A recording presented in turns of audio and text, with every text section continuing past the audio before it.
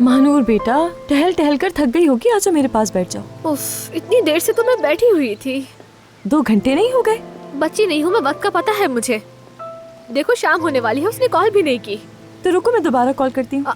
मत करना, कॉल मत करना, कोई फायदा नहीं।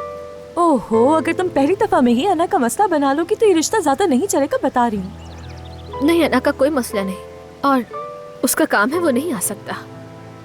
बताओ ना क्या करूँ मैं? अब मैं बाकी लड़कियों की तरह उसके पीछे तो नहीं पड़ सकती ना। यानी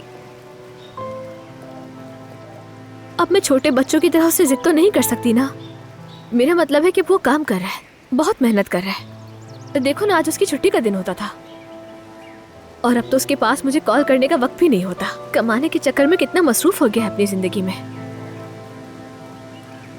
मैं उसके शेड्यूल को नहीं समझ सकती और ना ही अंदाजा लगा सकती हूँ।